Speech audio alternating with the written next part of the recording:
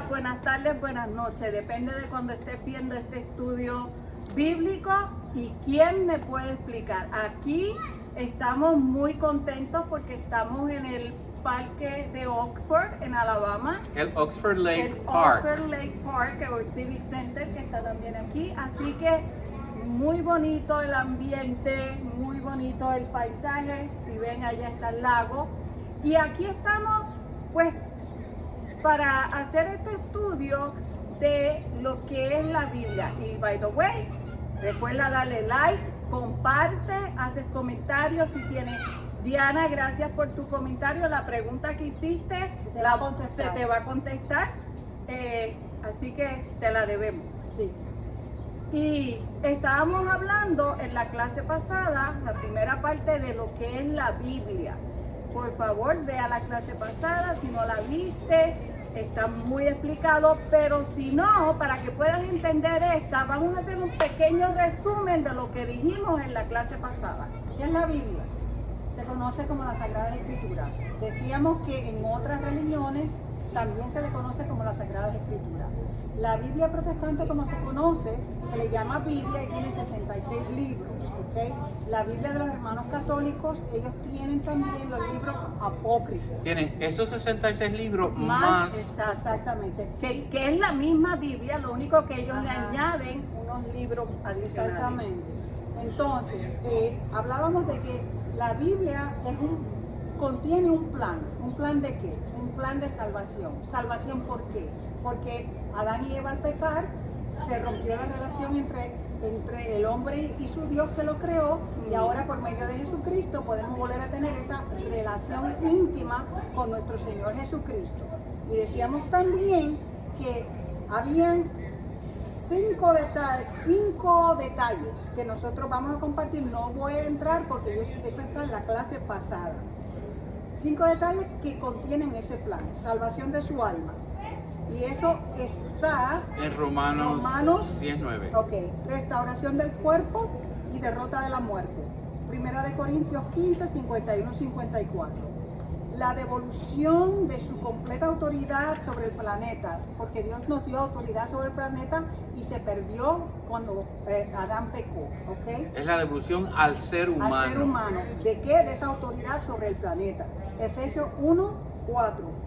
El cuarto detalle que contiene ese plan: el diablo y la muerte juzgados, Apocalipsis 20, 10 al 14, y el retorno de todas las cosas a Dios, todo vuelve a Dios, Primera de Corintios 15, 24 al 28. De eternidad para la eternidad. En la Biblia o las Sagradas Escrituras del cristianismo y judaísmo, lo que están escribiendo es acerca de esa creación que hay, que Dios hizo. Acordémonos que en Deuteronomio, no sé si es 4:4, dice que hay cosas que Dios ha revelado, pero hay cosas que Dios no ha revelado. Así que nosotros estamos tratando con las cosas que Dios reveló. Entonces, llegamos a esa parte de la conclusión que si entendemos que hay un personaje principal, que ya habíamos dicho que era Dios, ¿verdad? Que si hay un relato, se podía entender que es como una obra literaria, pero entonces me pregunto, ¿qué tipo de obra literaria podemos decir que es la Biblia sin faltarle el respeto a lo sagrado? Exacto, para nada es una falta de respeto nosotros decir que la Biblia nosotros la podemos leer como una obra literaria. Definitivamente que sí. Ustedes tienen ejemplos de obras literarias. Tenemos una obra literaria, por ejemplo, los poemas, los cuentos, las fábulas. ¿A quién no le gustan las fábulas? Las novelas. Y hay una obra literaria bien importante que ahora con la cinematografía se ha puesto mucho de moda, que es la saga. ¿Y qué es una saga? Una saga es un cuento que tiene los mismos personajes dentro de un mismo universo y que ese relato va por diferentes partes, en diferentes porciones que se pueden conocer como libros. Por ejemplo, Star Wars. Star Wars es una saga. Sí, porque empieza con la 1, la 2, después brinca la 3, después va la sexta, después viene Pero Exacto. tiene una hilaridad. Exacto. Hay un hilo que los los une. une. ¿Cómo se llama? The Game of Thrones es otra saga. The Lord of the Rings. The Lord of the Rings son sagas. Pues entonces nosotros aquí tenemos una saga. Entonces, cuando nosotros podemos acercarnos a la Biblia como una saga, vamos entonces a poder entender y se va a ver claramente cuál es el hilo, que a veces se pierden los detalles. Por ejemplo, cuando uno estudia primera y segunda de Samuel y uno hace tremendo estudio, entonces, pero como si tú no lo colocas a primera y segunda de Samuel dentro del hilo, te vas a perder la visión panorámica que tiene la Biblia. O sea, entender la Biblia como una saga nos da a nosotros la capacidad de poder ver el relato de principio a fin. Yo lo voy a poner de esta manera. En Génesis 3:15, que habla, y eso también lo hablamos la semana pasada, se llama el protoevangelio. Fue la primera vez donde se habló del evangelio. Proto significa primera vez, al principio. Que ahí lo que se prometió fue un salvador. Ahí empezó esa saga. Cómo a través de las generaciones, y venía por la semilla de la mujer, y cómo a través de las generaciones Satanás trató de impedir que Jesús naciera. ¿Ok? Esa es una saga. Eso es lo que quiere Y decir. los que leen Crónica, cuando tú lees Crónica, si leíste primera de Samuel, segunda de Samuel, a los reyes, primera de Reyes, Crónica te están repitiendo lo mismo, pero si tú no sigues ese hilo, te perdiste. Te perdiste. Y mucha gente dice que la Biblia no tiene ningún sentido. Oh my God. La Biblia tiene una hilaridad que solamente el Espíritu Santo la pudo conservar a través de todos los miles de años.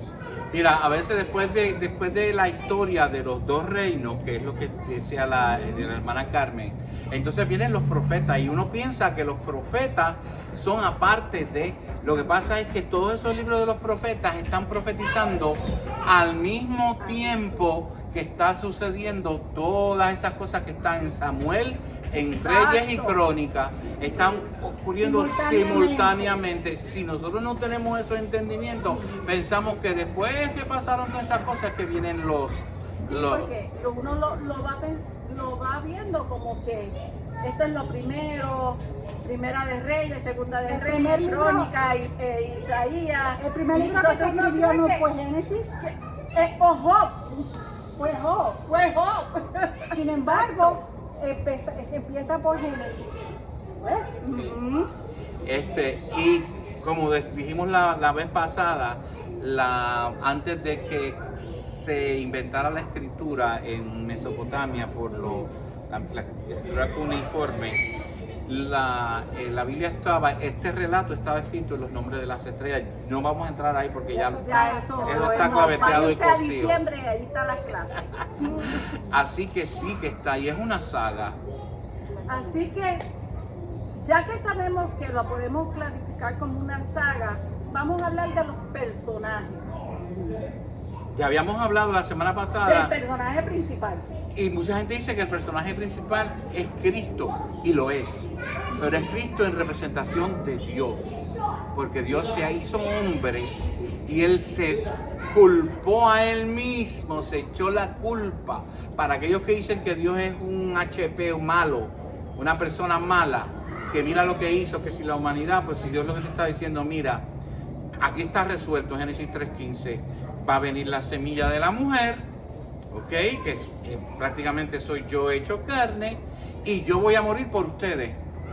Exactamente. Ustedes lo único que tienen que hacer es creer eso. El primer Adán que pecó y el segundo Adán que nos restauró. ¿Viste? ¿Creemos o no creemos? Fíjate que la llave no es tan decir, ay, mira que estamos sufriendo casi las enfermedades, la guerra, atacar. Esas son las consecuencias. Exacto. Pero la solución está al creer que Dios ya lo solucionó todo.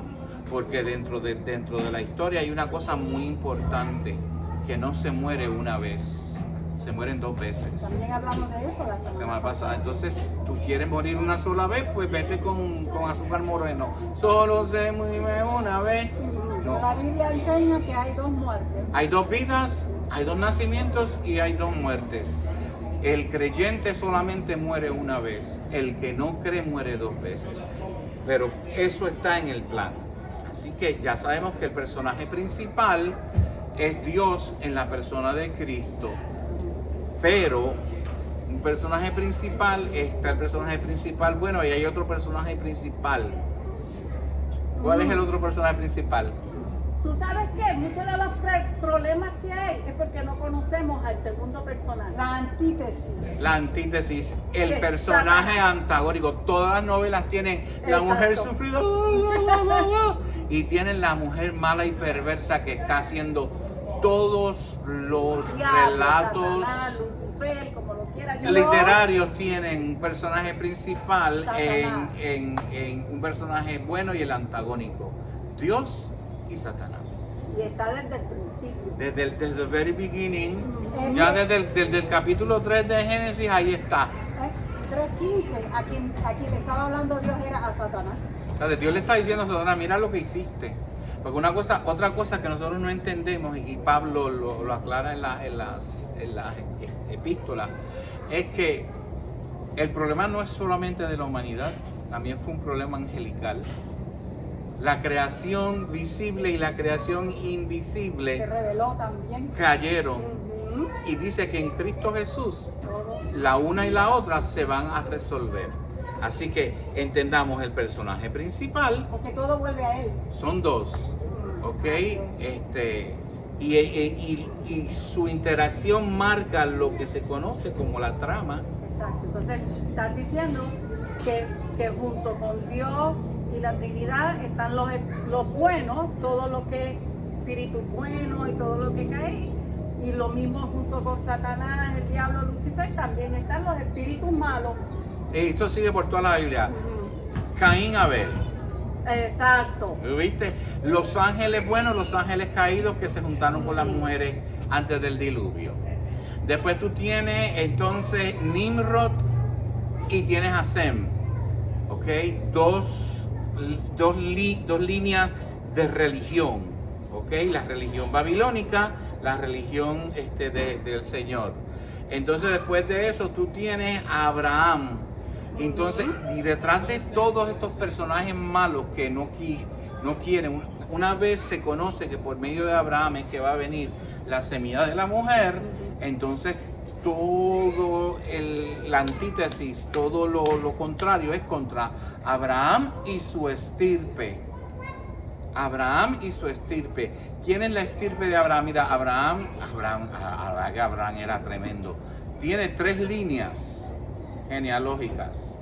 La línea de el mayor Ismael, la línea del segundo que es Isaac y la línea de los hijos que tuvo con Ketura.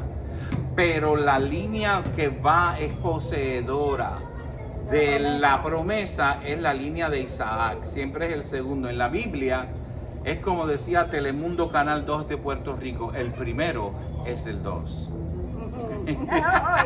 ¿Te acuerdas de eso? Esa está buena. Bueno, y así desde el principio, desde Génesis hasta Apocalipsis.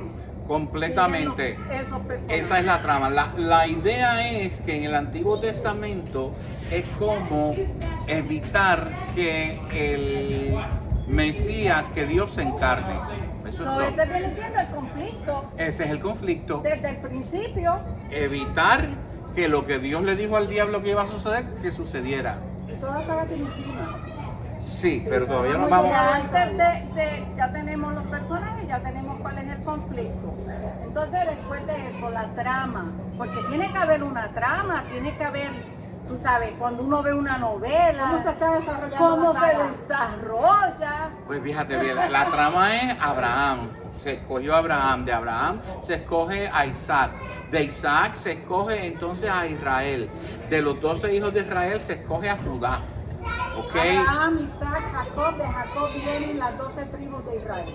Entonces ellos se van para Egipto, están en Egipto, terminan en una esclavitud, son liberados de esa esclavitud, ¿ok? van al desierto. En el desierto son confundidos, no quieren creer. Dicen, no queremos estar cerca de Dios. Moisés, vete tú, que Dios te hable a ti, tú nos hables a nosotros. Que le dio miedo escuchar la voz de Dios. Le dio miedo la manifestación de Dios en el monte del Sinaí. Cuando entran a la tierra prometida, le dice, tienen que exterminar, no los exterminan a todos los que estaban allí. Entonces esas mismas personas que no exterminan, comienzan a hacer constantemente atacarlo. Desde los filisteos hasta los primos y primos hermanos de los judíos, porque usted sabía que los amonitas, los edomitas, todos esos que estaban son primos hermanos, eran los descendientes de Lot. ¿Entiendes? Empiezan entonces a fastidiarse hasta que entonces llega el reino. ¿Okay? Ellos dicen, el mismo pueblo dice, queremos un rey. Ya todas estas cuestiones. Entonces Samuel, que fue a quien le pidieron el rey, ¡ay, no me quieren a mí! Y Dios le dice a Samuel, no te preocupes, que no es a ti que no te quieren, es a mí que no me quieren. Entonces Dios le da un rey. Y el primer rey, acuérdate que el primero es el 2. El primer rey fue Saúl, y Saúl la embarró desde un principio por no seguir. Él siguió una visión política, no una visión estratégicamente espiritual. No fue la visión de Dios, él siguió su propia visión. David, con todo y haber sido un adúltero, asesino y todo, entendía que lo que hace justo a un ser humano no es que peque o no peque, porque él entendía que todo el mundo, sea bueno o sea malo, está fuera del plan de Dios. Ahora, él sí entendía que para tú entrar al plan de Dios, tú tenías que ir por fe, porque el justo por la fe vive. Eso fue lo que entendió Abraham desde un principio, el justo por la fe vive. Por eso es que está en Hebreos 11, que es el pasillo de la fe. Todos los que han sido justificados por la fe, porque la justificación que hay de parte de Dios está en cumplimiento desde el momento en que el Señor le dice a Adán y a Eva, mira, la simiente de la mujer. Por eso Eva, cuando tuvo a Caín, dijo, ay Dios mío, ya llegó. Pensó que Caín era el Mesías. Ok, entonces estamos hablando de la trama, seguimos con esa trama. Entonces Israel, después de David, y usted tiene la historia de David, usted va a ver cómo el diablo trata de enredar a David y todas esas cuestiones, y sigue hasta que Israel queda se divide el país. Ok, Asiria se lleva las 10 tribus que, by the way, ya genéticamente se ha comprobado dónde están esas 10 tribus. Y están en el sitio donde los asirios los llevaron hace más de 1500 años o 2000 y pico de años atrás. Ok, entonces vino Judá, que también se lo llevaron. Regresan, en el momento que regresa a Israel, entonces viene Juan el Bautista a predicar, a preparar el camino para que Jesús entre, y el mismo pueblo no ve a Jesús, no lo entiende a Jesús. Entonces, ¿qué es lo que pasa? Hasta ahí. Lo rechazan. Vamos a ver.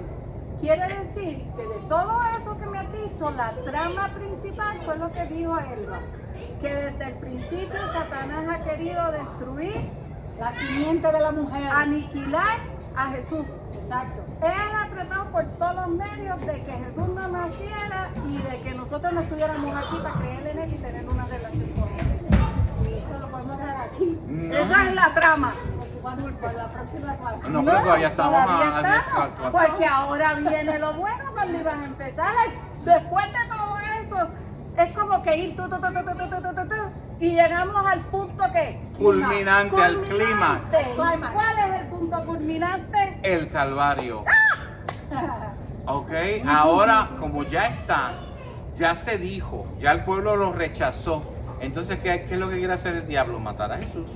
Exacto, porque no lo desde el principio no Y está tratando de él hacer. pensó que matando a Jesús iba a parar el plan. Por eso dice que si hubieran sabido que al matarlo él iba a resucitar y por ahí venía la salvación de la humanidad, no hubieran matado al Mesías. Exacto, él sabía que iba a resucitar, ¿ok? Pero lo que pasa es que porque ya está predicho en la profecía que él iba a resucitar. Lo que él no sabía, lo que el Satanás no sabía era que al Jesús resucitar y ascender, iba a descender el Espíritu Santo que iba a habitar en cada creyente. Nos multiplicamos. Fíjate que esos 3 días desde el Calvario hasta la resurrección es el punto culminante. ¿Por qué? Porque no se sabe si lo mató o no lo mató. Hasta que resucitara. Hasta que resucitara. Una vez resucitó, entonces, ¿qué pasa?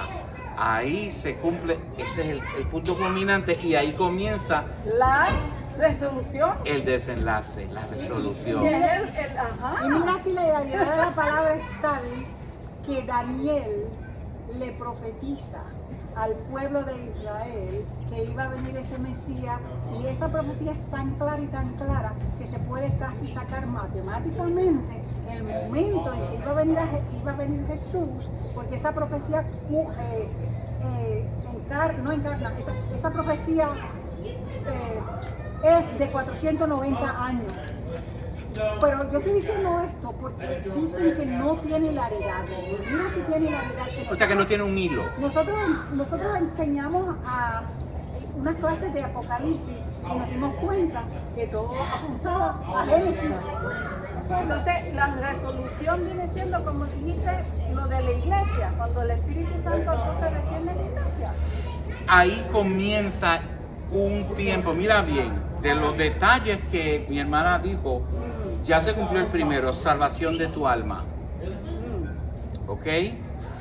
Se cumple el segundo, restauración del cuerpo, derrota de la muerte. Acá que estamos a 21 minutos. Ay, perdón. ¿Ok? Todavía falta 10 hasta 20 minutos más. Siento que una eternidad. No. Entonces, estamos en la restauración del cuerpo. El cuerpo en sí no está completamente restaurado. Lo que está restaurado es el hecho de que en esta mente que está en este cuerpo, donde todavía habita la concupiscencia y el pecado, tenemos el poder del Espíritu Santo para ir por encima, ¿ok?, de cualquier intento que el diablo pueda tener para nosotros, ¿ok? Hace 2000 años que nosotros entramos en el desenlace. Esos 2000 años es lo que Pablo habla en que es el misterio, ¿ok? Ese misterio, esto que nosotros estamos viviendo aquí, hasta el mismo apóstol Pedro dice en sus epístolas que los profetas decían que ellos veían dos cosas, que el Mesías iba a sufrir, pero que el Mesías iba a ser triunfador. Entonces fíjate lo que no ha pasado todavía. Todavía no se ha devuelto la autoridad completa al ser humano. Yo tengo autoridad. Pablo me dice a mí, ¿ok?, que dentro del cuerpo de Cristo. Fíjate que una cosa bien importante, cuando en el Nuevo Testamento, en los evangelios se habla del reino de los cielos, no es lo mismo que el reino de Dios. El reino de Dios es eterno, pero el reino de los cielos habla acerca de la tierra, es hablando desde la tierra, cuando el rey de los cielos está en la tierra. Ahorita el rey de los cielos aparenta no estar en la tierra. Lo que no está en la tierra es la cabeza, porque lo que está en la tierra es la iglesia, el cuerpo. Significa que nosotros dentro de la iglesia estamos exponiendo lo que es, seguimos con el mismo llamado. El reino de los cielos se ha acercado. Literalmente en griego eso es lo que significa. El reino de los cielos está tan cerca que tú lo puedes tocar. Donde esté la iglesia de Jesucristo, llámese católica, protestante o lo que sea, y respectivamente si nos estamos comiendo por los codos, porque si son más libros, menos libros, que si son sacerdotes, que si no se les puede llamar padre, eso no tiene absolutamente nada que ver, porque todos predican una cosa, la justificación del ser humano por la fe. Que si le añade o le quita a eso, eso no es lo que te hace salvo. ¿Ok?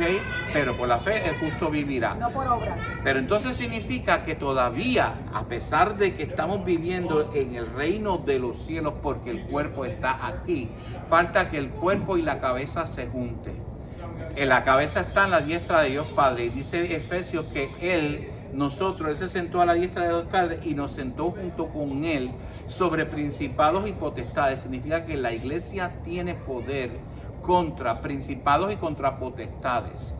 Que la iglesia ignore cuál es ese poder, que la iglesia no sepa cooperar en ese poder, son dos pesos más, ¿ok?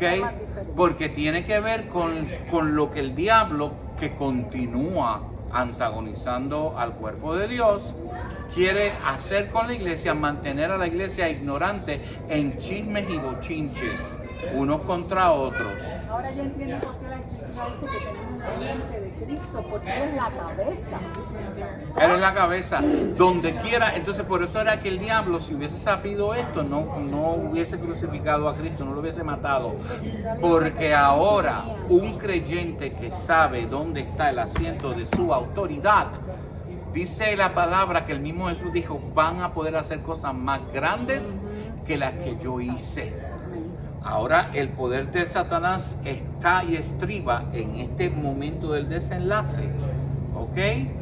En podernos mantener a nosotros ignorantes del poder que tenemos. Las redes sociales, la política. Fíjate bien aquí lo que falta de la trama, la devolución de su completa autoridad sobre el planeta. Pero eso viene siendo la conclusión, entonces. No. ¿No? ¿Todavía no? Ok. No es la conclusión, pero es lo que se llama, después que tú llegas al punto culminante, entonces viene el desenlace, es del punto culminante hasta que concluye. Está bajando otra vez. Está bajando otra vez. Lo que sucede es que lo próximo que viene, con la devolución de su completa autoridad sobre el planeta, va a ocurrir, ¿sabes cuándo? En el milenio. El milenio.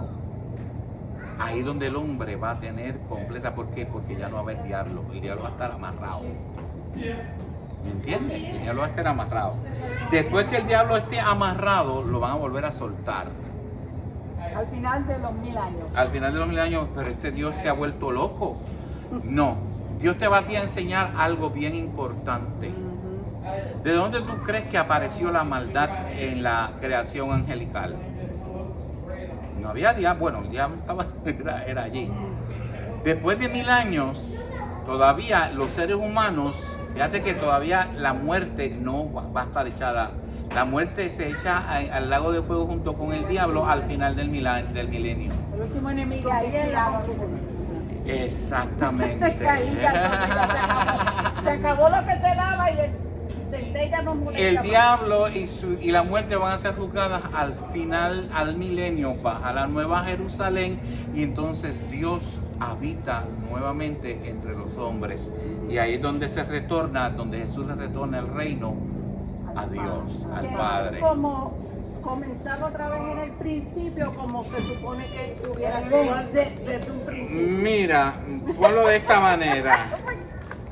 Esto No, es era, que una saga. esto era la historia antes de que el diablo pecara. Hiciera que el ser humano pecara. Entonces cuando el ser humano pecó, se alargó la historia. Esto que está oculto son estos 2000 años que nosotros estamos viviendo, ¿ok? Hasta este momento. Ya nosotros habíamos estudiado en Apocalipsis el desenlace completo, la resolución. El Apocalipsis es la resolución completa. El Apocalipsis habla de cómo se desahucia al diablo de la tierra, se le devuelve al hombre la autoridad y después de los 1000 años el diablo es juzgado y el diablo y la muerte son juzgados y después de eso Jesús le retorna el reino a Dios. Amén. Y todo eso es la Biblia. Esa es la saga. Esa es la Esa es la saga, saga. esa es la obra literaria, si lo quieres ver de esa. ¿Qué Ahora, otra cosa? de esa obra literaria nosotros vamos a poder entender que hay unas enseñanzas específicas, Ok. ¿ok? Que Dios trató con los gentiles de una forma, trató con los israelitas de otra forma, trata con la iglesia de Jesucristo de otra forma. Cuando la iglesia sea levantada, entonces volvemos a recrear el principio. ok, donde entonces el pueblo de Israel va a ser predicado por los mismos israelitas. Ahora sabemos de dónde vienen las 144,000. Antes decían, pero las 12 tribus, ¿dónde están? Si no se sabe dónde está Judá y Benjamín, ya se sabe dónde estaba. Pero Ahora, para la próxima. Para exacto. la próxima clase. Así que para que usted vea Vamos a tener un reloj para no que, pasar. que esto no hay, aquí no hay donde No. uno perderse. Amén. En este momento lo único que usted tiene que entender es, yo he sido justificado por la fe en que Jesús es el Hijo del Dios viviente Amén. y que Él, por medio de su muerte vicaria, vicario lo que significa es morir en mi lugar, ya el juicio que le correspondía, el juicio de muerte que le correspondía a la humanidad, Jesús lo hizo disponible, no toda la humanidad lo aceptó. Amén. Significa entonces que va a venir, el juicio va a ser completado en la última semana del profeta Daniel sobre la tierra, y los que estén vivos, los que vivan después de ese juicio, van a vivir dentro de cómo sería la tierra sin el diablo. ¿Ok? ¿Y eso lo vamos a dar para la clase que viene? Claro, vamos para la próxima que viene. clase. Así que nada, espero se hayan gozado como me he gozado yo. Si ustedes no se gozaron, yo me gocé. Yo me gocé. Así que nada, bendiciones. Nos Oremos, vemos en oremos. la próxima. Padre, sí, claro vamos a que orar, sí. Padre. Yo te doy gracias en nombre de Cristo Jesús, porque esta cuestión de la justificación por la muerte de tu Hijo en la cruz del Calvario es el mensaje. Por eso es que Pablo decía que yo predico a Cristo y este crucificado. ¿Por qué crucificado? No es porque, es porque por esa muerte es que yo, mis hermanas y todos los que creen en Él ahora tenemos vida. Que sea este mensaje, Padre amado, calando hondo en el corazón de aquellos que están escuchando esto. Gracias, Padre, en el nombre de Jesús. Amén. Amén.